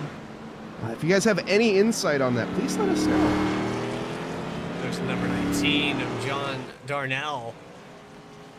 Started in 17th. There was the biggest mover and still 5 spots up to 12 for the Ford Mustang Class A. And Howerton still under fire in that Ford Mustang. Jeffrey Clifton. We've completed 7 laps, coming on lap number 8. And back to what you were saying about pit stops, I would venture to say some guys will take it regardless if the fuel is there or not. But if you're the top 2 right now and you can make it on fuel, I see no reason to come down pit road. The lead over 3rd place, well over 10 seconds. I think you just stay out. Yeah, it'll be very interesting to see. Personally, I just don't have enough experience with iRacing and familiar with the tire models and knowing degradation. So, like I say, chat, please inform us if you do. But as we have it, these drivers basically hot lapping at this stage with each other. I don't think Clifton has any intentions on making an overtake anytime soon, barring any mistakes out of Howerton. Seems like A bit further down, if we take a look at P8, have a little scrap going on there. The Camry, lovely Camry livery. Chasing down Nationwide ahead here. Ron Fitting in the 88 that he's trying to take over for 7th position. And then there's a solid 4 seconds between this battle and 6th position. Logan Rhodes, he's pulled away from this group. Was on battling in it earlier after that spin. But these guys have stayed relatively close. 7th place back to Edward Fielder in 9th. He's within 3 seconds here. You watch Fielder, he made a mistake there and got passed by Fagioni. Fagione's worked his way up to 5th. Yeah, absolutely. On a tear here for Fagioni. It's a great drive so far. A little update here from NorCal Fire. First off, NorCal, let's go West Coast. We made it, so they should have to pit for fuel. Did you mean shouldn't or should? It's I think they mean that they limited the fuel. Oh, I got you. Yeah. That So makes they're way gonna more have sense. to hit a pit stop. Yes. Okay. Thank you. Why did I read it that way? Regardless, we move on. Yes, you're absolutely right. So there is going to be one mandatory pit stop here tonight that these drivers are going to have to take at some point then. So that's going to spice things up. Is correct, yeah. And I would venture to say that came from Brian Hennings, NorCal. Maybe. I'm guessing there, but he would know better than anyone if that was him. So there's the 52 of Michael Howerton pulling out back over a second, and we're approaching halfway. So now that we know that fuel's a factor, do you pit and split this halfway and just venture the tires 10 laps at a time, or do you just go as far as you can? Oh, absolutely. I think you go for the 50-50 strategy. It's going to be your most consistent bread and butter. Now, of course, whoa, my goodness, there is a surf car up ahead. That's a 71. That car... locate that number is actually not showing up. There we go. Brown. It's Brown down in P17. That is a crab-walking Camaro, if I'm not mistaken. How did that happen? I have no idea. But that car is not going the correct direction, but is going the correct direction. That is quite the sight to see. Loses it. That's how big it happened. hit at the barrier, and that front right wishbone is disintegrated. Let's back it up one more time. I think he was losing it well before that, so he's backing up a little bit more. Ooh. Violent tank slapper. And then just crab walking around the course after that. He's still trying to put down time. He's going to have to bring that down pit road. He's more than likely going to get a meatball flag, I would hope. And he is going to decide to come into pit lane. Boy, he misses the entry a little bit, but... I mean, he's probably got his wheels set all the way to the lock to keep this thing going straight. Now he's got to try to navigate pit road. Seems he has gotten by the toughest part, though, so I think he will be all right as he crab walks down the pit lane. Oh, Steve Brown. Hearts out to you, brother. Gonna clear his one mandatory pit stop, though, so that is the positive. Now behind him, we see some other cars coming into the first their stop as well. We may see the leaders run a bit long. That wouldn't surprise me. Although, I'd like to see Clifton go for some undercut here. I think the undercut strategy could be really good here. We're seeing, let's see, lap times comparatively. That'll be the way to really tell. Fastest lap of Michael is a 1:37.6. His last lap is a 1:39.7. Off the course for the 52, so he makes a mistake and the lead changes right there. Well, all right. I'd like to see the undercut from Howerton now. Yeah. Somebody's got to do it. Undercut on the corner, and let's go back on the replay. Oh. We came back just in time. Howerton's struggling. Yeah. Something's going on there. Tire life potentially falling off that cliff as that's way too deep into the corner, and that allows easily the number 0 car through. We cut the camera right back to that as you were talking about the undercut. So now you want to see the 52 short pit. I want to see the 52 pit because it seems like their tires are gone. Yeah, they might be recommended a lap 11. As I was kind of saying there, the lap times are currently 2 seconds a lap slower. So if Howerton is to come into the pits here before the likes of Clifton, he can get out there, hammer in a lap on his fresh set of boots, and manage to take the lead of this race. I think he can make that work. Whether or not he actually can get that lap down, that's going to be the crucial thing. You have to have a perfect outlap. A lot of track left to race. We're just at the halfway point, and you can see Howerton starting to make a resurgence. He's keeping the zero of Clifton honest. What is the strategy? Squabbling. Also, definitely the opposite of whatever. I think the sooner the better you come in the pits here for either driver, and whatever first driver does, whatever Clifton does here, Howerton needs to do the opposite, is basically what I'm thinking. Down and away here for Ron Fitting, Luke Markowski, Edward Fielder out as well. We're approaching the last couple corners. No takers on pit road this time around. These guys are pushing it as far as they can. Which is fine. These guys have nobody else to worry about but each other at this stage, so it's really just do the opposite of what the other person does. If they're feeling good on their tires, I guess that's all right. I still think getting that fresh set of boots on quicker is going to be better, but hey, I'm just the commentator. I just talk about what's going on here. We see that way wide, though, from Clifton, and that is a result of having no grip. So these two really, it's sort of a battle with, well, no grip. It's pretty tough. You're battling on an ice skating rink. And it's going to be down to, honestly, at this stage, both drivers might need to pit at the same time. Let's see them come down pit road at the same time. For spectators' sake, I want to see that. Those guys coming out of pit road together. We saw how great the 52 was in the first half of his stint. Had a little mistake there on lap 10. Lost the position. We see them come out of pit road together with 8 laps. That'll put them right there where that mistake happened. They'll be neck and neck. Yeah, most certainly. And Michael, also fastest lap of the session as well, it is to be said. So Michael, apparently from Shetty and chat, Michael is coming in this lap. I mean, yeah, fair enough. I would have expected it. Now, the question is Howerton going to come in? So Michael is going to have the first call. Now, if he comes in, if I'm Howerton, do I stay out? No, probably. I think Howerton, if he's smart, he needs to come in as well, which is really unfortunate. I think he missed his window there personally. But hey, as you said, great for us here in the booth as we get to see some spectating. And he does exactly that. He goes for the... No, he doesn't. Okay. Is that a commitment?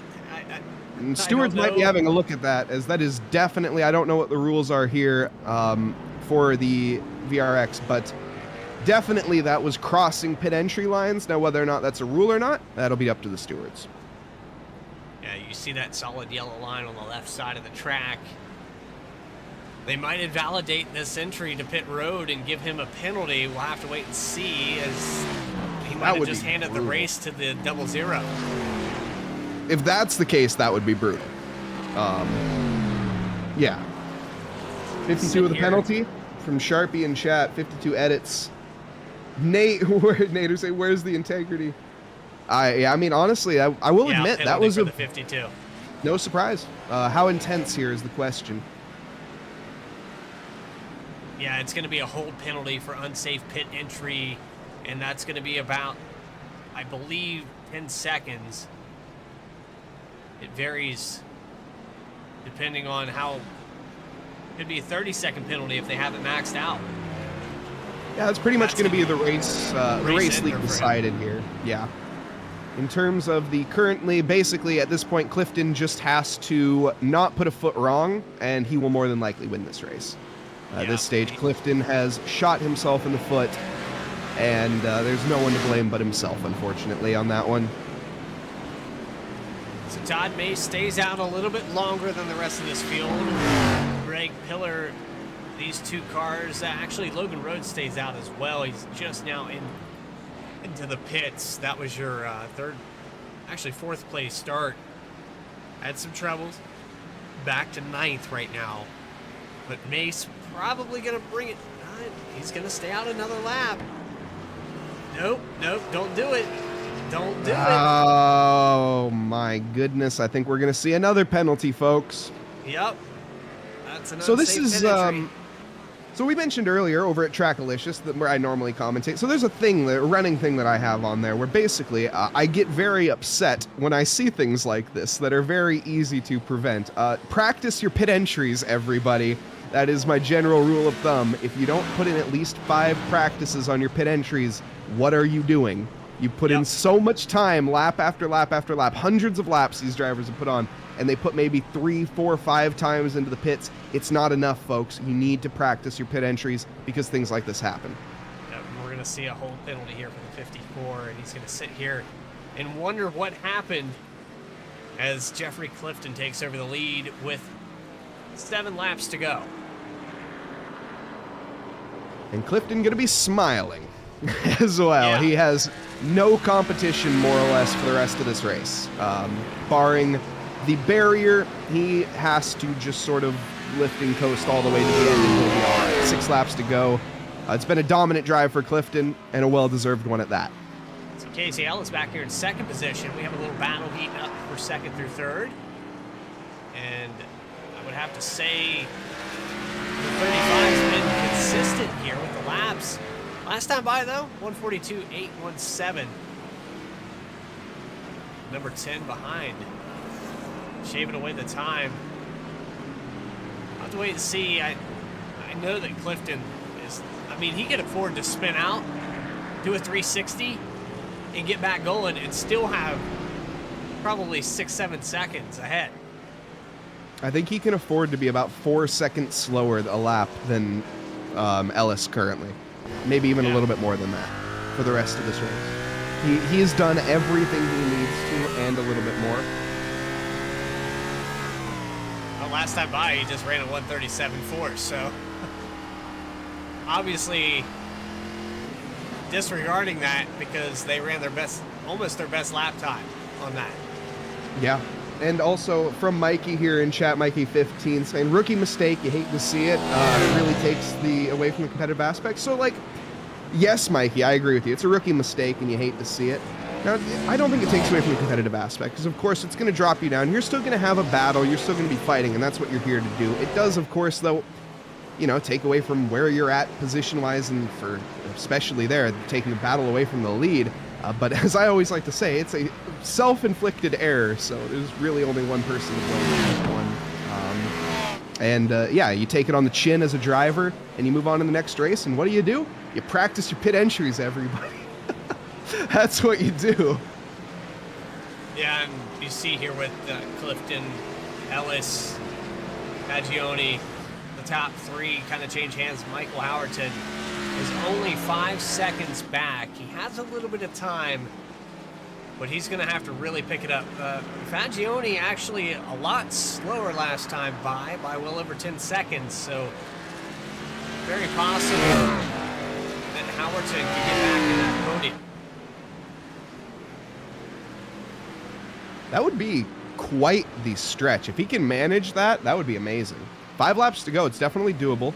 Looking at the gap currently, though, 5 seconds. That's quite a gap for 4 laps. But lap times are very favorable. Howerton last time around compared to Fagioni was 3 seconds fast. Wait, 3 seconds? No, that's way more. That's Fagioni pit last lap. Never mind. That's a poor comparison. He was 13 seconds slower due to pits.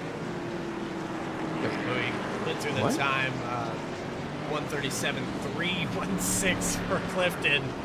The best lap that he's put up all night. That's a little bit faster than Howerton, but not by much. And Fagioni last time by 139. We're going to see the lap now for Howerton. That's a little more balanced, and that's going to be harder for him to overcome. About a second and a half, I'd say. In difference, 137.6. Actually, 2 seconds.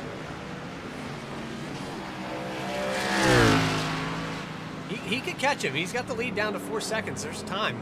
5 to go. Yeah, he could. Definitely.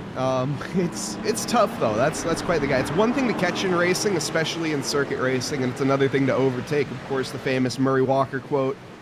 And we may see that as, oh no, there was contact there for sure, I think, and that was due to a back marker. The number 71 car here coming under threat now. That's front marker. Actually, wait, was the one for position? I think between. Well, Is the we STP? Is the I don't STP think battling? STP is. No, Wade Palmer in 11th. So Okay, so that this is wasn't all for just- spot. Okay, that was just chaos. Got it. Yeah, we'll back that up and look at it again. But Oh no, yeah, that was not ideal, especially with the circumstances now that we know. yeah, so A bit of a Palmer in bulldozer 10th, action. Stephen Brown back in 15th, and Brown just overshot the runway a little bit there. Zero car navigates it okay. I was just about to mention that if there was a mistake from the zero, that could be right here, and sure enough, tire smoke. I think he'll live. Yeah, he's fine. I think a little bit of tire smoke here and there from Clifton at this stage is not going to be too much of a concern. I think his tire could fall off at this point and he would still win. Let's just hope for no disconnect. Obviously, knock on wood, can't count your chickens before they hatch. But in this case, it's looking pretty likely. Ellis, though, behind. Great drive as well. I got to be said, credit where credit's due, right? Ellis here up one position from where they started. Dominant drive. He's going to be finishing in P2 here probably. Behind Fagioni in a beautiful ghost energy car as well. Neon green and pink, and of course behind him Joseph Fagioni in the third in P3. If he can retain that, that is the question at this stage. Is Michael Howerton going to catch and overtake Joseph Fagioni? It's going to be a tough one. 4 seconds is the gap currently, but with a few more laps to go, we might see that close. Michael Howerton in fourth currently, and behind him Ron Fitting quite a margin behind. As we take you through the rest of your Thrustmaster through the field, you have Ron Fitting, Edward Fielder. Fielder has struggled, but since kind of turned it around with 3 to go, looking like a 6th place finish. You got Todd Mace, though, lurking back there about a second behind. Mace, remember, stayed out the longest of a lot of these cars, and he has a little bit fresher tires. About 3 lap fresher tires in the 66, and out wide there on the exit, so still an opportunity for the 54. Luke sitting back in 8th position. Really quiet night. We mentioned the Camry a couple times. 033 has been very, very quiet. Started 7th, running in 8th. 2 more drivers. This is the guy that I want to talk about. Started in 4th, and what a shame here for the run. Had the speed, still has the speed, but just not able to translate that into a finish. And finally, Wade Palmer, who got sent into the corner by the 71, looking like he might lock up a top 10 before the night's over. Going up on 2 to go here for Clifton. And a little update here from chat as well. It seems like Darnell, a little honorable mention here tonight, a driver who seems to have quite the pace behind the belt, but not quite able to unleash it tonight, unfortunately. P13, a little bit of bad luck for him, is going to be the result as it stands. As we head to the checkered, it looks like it will more than likely... Loops it around, no! cursing the camera. So that's another thing I'm known for over at Track Delicious, if anyone's curious. You brought it with you. Sorry, chat. I'm sorry. I won't mention him anymore, I promise. And another update as well is, of course, the race that we had watched prior to this was the Group A race. We are currently watching Group B. And in the Group A race, as it stands, Gutierrez, our previous race leader, is leading by 35 seconds. So very similar to what we're seeing here tonight. Yeah, it's a big gap, but at the same time, you talk about deficits and mistakes. It's really magnified when you come to a road course, especially without cautions. You make one mistake, off track, get into a lap car, miss pit road, and it Get turns talked into about by a 30. commentator. Yeah, that's the other. How dare they perform tonight to get on camera? But no, Clifton dominant and stellar drive so far. We saw it during practice. He kind of parked it with some confidence. 52 showed him that there was a tenth or two out there. And ultimately, that pit road, and it'll come back. We could go back in the highlight reel later on this season and show you that that's what you got to do. You have to be perfect in every aspect as we come up to the white flag presented by VRX simulators, and I would say this is the asterisk. This is showing that there's a guy out here, particularly two people in Group B, that do really well at road course racing in these stock cars. So I'm excited to see what they do if they make the cut when we narrow it down to 22 drivers at Watkins Glen. Yeah, Watkins Glen going to be a real thriller, and that'll be next week, of course. Am I right on that? No. Next week we're going to have Homestead and New Atlanta. So regular season, after the 22 drivers are narrowed down, we have our eliminations. Watkins Glen going to be a little loose there off the corner, but yeah, it's going to be race number 4, I believe, of the season.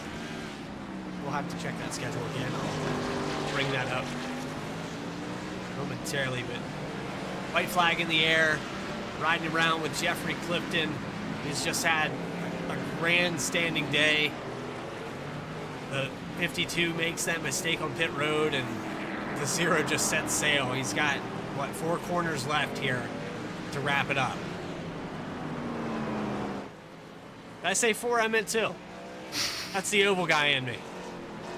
And as he comes around the last corner, it is going to be the race win here tonight for Jeffrey Clinton. Incredible drive, and dominant is an understatement.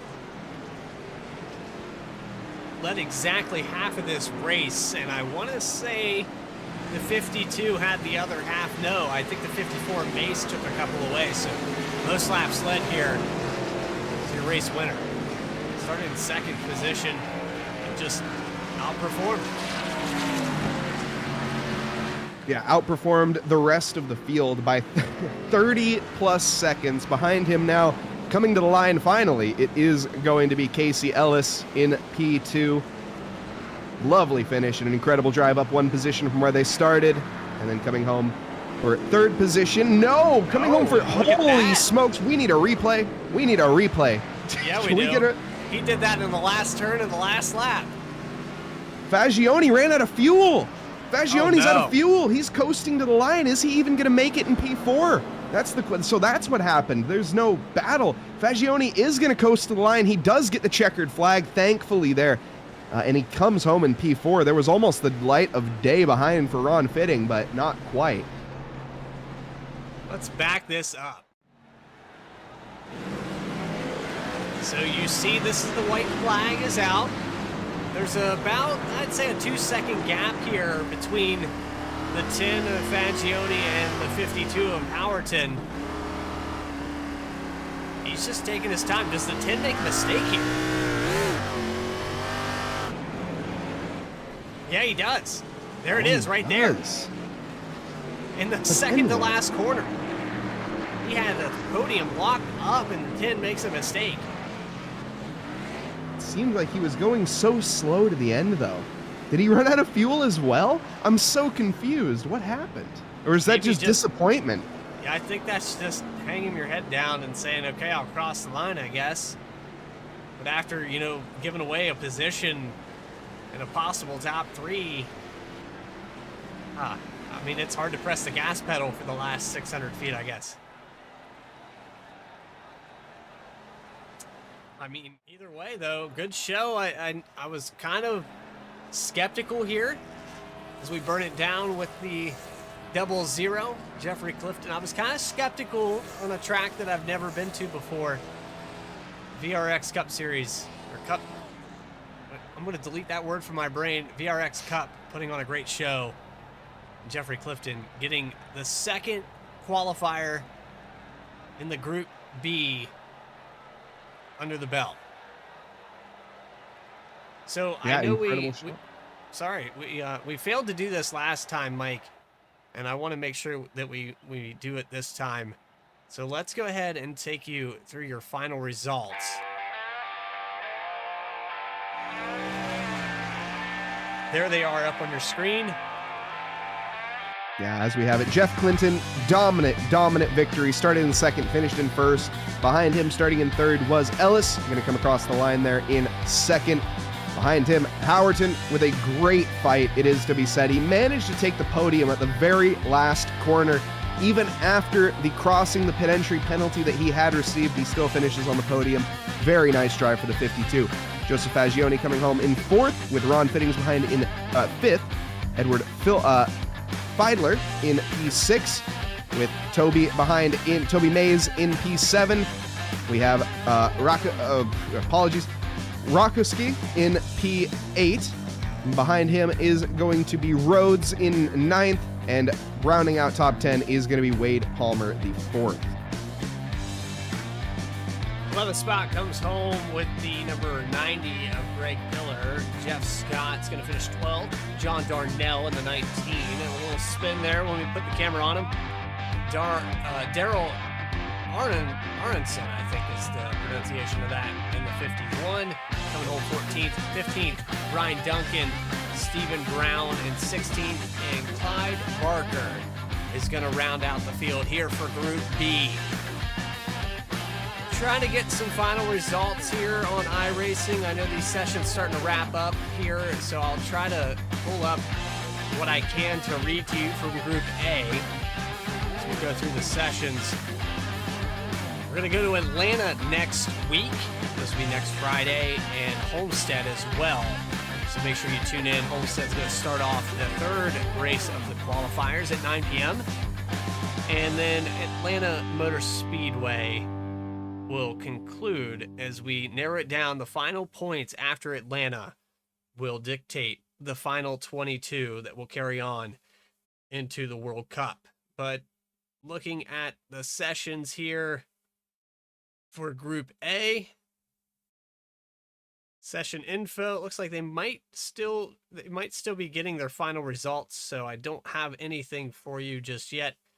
But we will have updated points when we go into Homestead here on V-Speed. But outside of that, I hope you guys enjoyed tonight's broadcast. We will be back next week, like I said, 9 p.m. Eastern Time. And make sure you tune in Saturday. Saturday Night Racing League is going to go live at 10 p.m. Eastern for their first race of their season at Daytona. It was a great battle there for the Clash. Tractor USA sponsoring that. But for everybody here at V-Speed that put on the show, I want to thank Mike Noss for being here as a color commentator and helped me figure out what road racing is, and Adam Baker for helping with the graphics and finding V-Speed in general. For everybody else that put this together, Brian Hennings, Teresa Spiker. This is VRX Cup Series signing off, telling you to have a great weekend, everybody.